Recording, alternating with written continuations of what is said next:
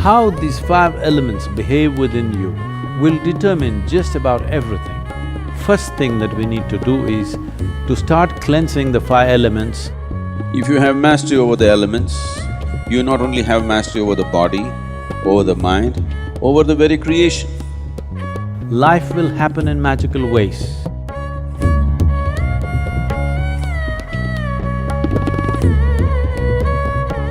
This body, this very earth, the universe and the cosmos, all are just a play of five elements.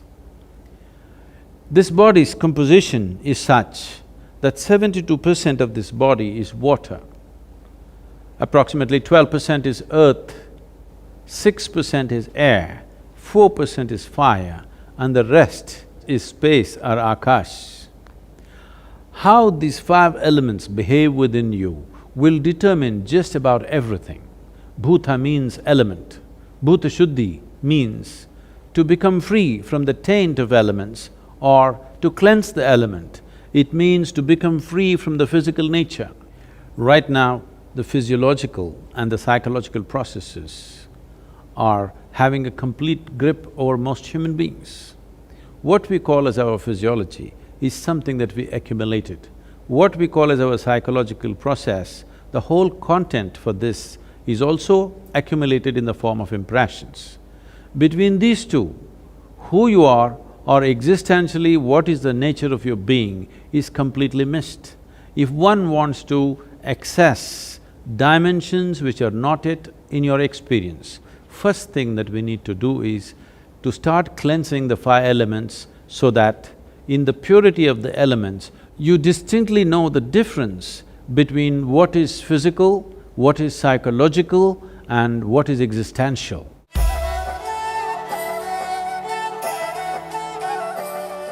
Among the five elements, water acquires the greatest significance because 72% of this body is water.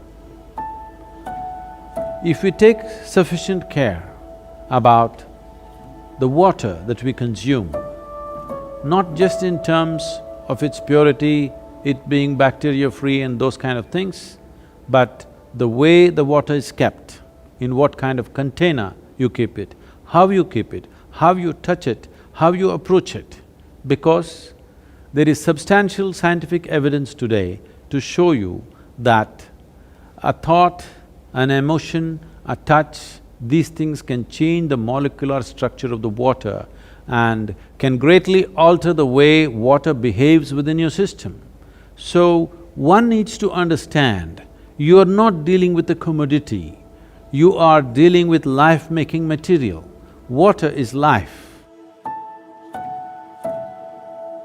If you keep the water in a container which is metallic, preferably copper or an alloy of copper, and if you wash it with an organic substance and keep the water in a place where it is not touched by other smells and other substances, there is sufficient space around it, and when you approach it, if you can just hold this vessel with your hands with a certain sense of gratitude and reverence, because this is life-making material, and then consume it, you will see it will do wonders within your system. Healthfulness and equanimity will be a natural consequence of this.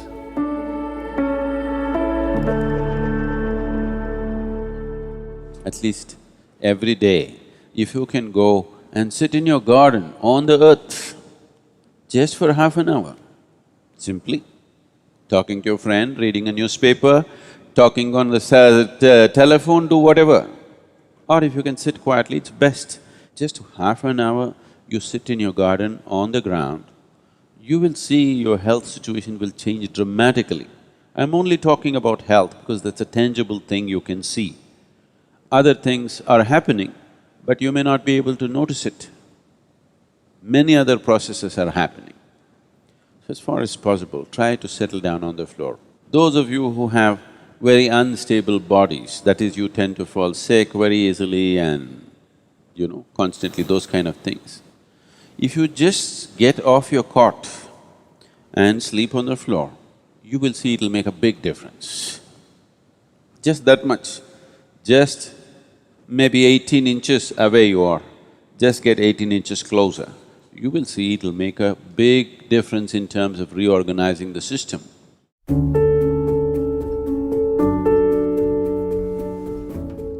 Though air represents only 6% of your body's elemental constitution, it is the most dynamic part of the element in terms of the transaction that happens on a minute-to-minute basis.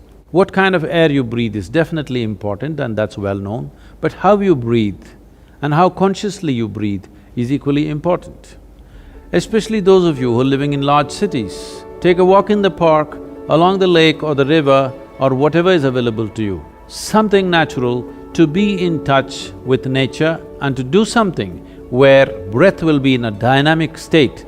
This is not just for aerobic exercise, because constant exchange of air is happening from within and without, and the very intelligence in the body will take care of this, that when it senses the air is pure and alive, the way the body breathes is different. So if you remain in pure air, it's important that you bring breath to a dynamic state with a certain activity. You don't have to do too vigorous an activity, just enough to see that you're breathing deep enough, slightly deeper than normal is happening to you for a period of time. But on a daily basis, if you're not able to take yourself out within the house, you can do a simple yogic practice called Nadi Shuddhi to cleanse the breath.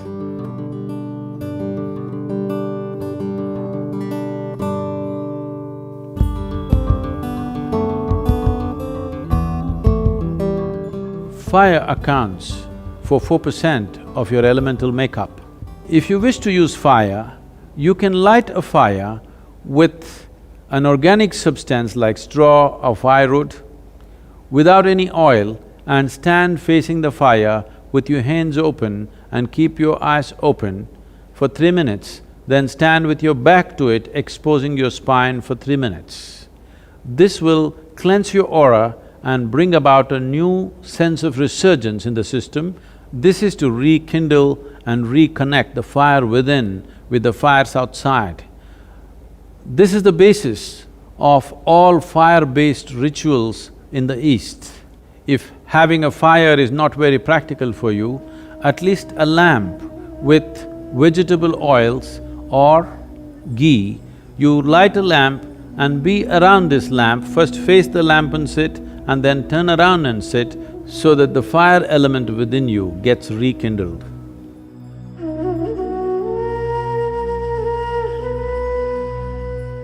The fifth and the most expansive dimension of the elemental composition is Akash or etheric space.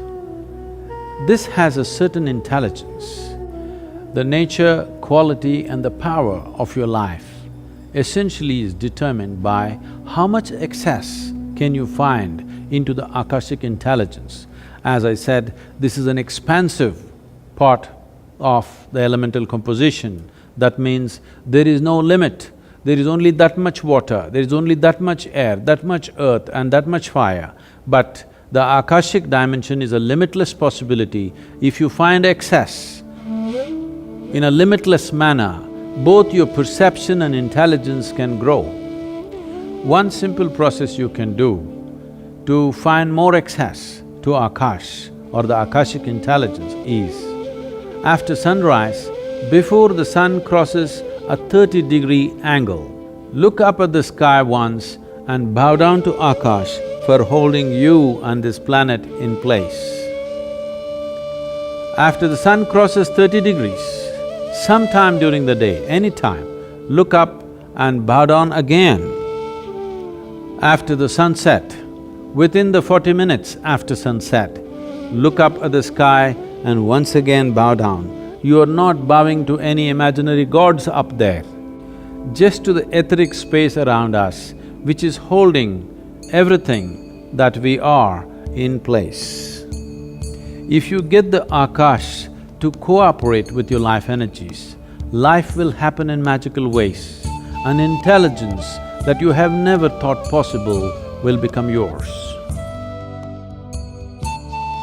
In terms of health, well-being, perception, knowing, everything, enlightenment. Everything is handled if only you know how to keep these five elements properly. The most fundamental practice in the yogic system, which is the basis of everything else that we are doing, is called as Bhuta Shuddhi. All other yogic practices are an extract from the Panchabhuta system of yoga. If you do a certain level of cleansing for the elements, then you attain to what's called as Bhuta Siddhi. That means you have mastery over the elements. If you have mastery over the elements, you not only have mastery over the body, over the mind, over the very creation. In the Grace of Yoga is a powerful yoga program with Sadhguru to cleanse your system physically and energetically. Participants will have the rare opportunity to imbibe powerful tools for the purification of the five elements. One can use this for physical well-being, for their worldly success. At the same time, it can be a great stepping stone for one's ultimate liberation too.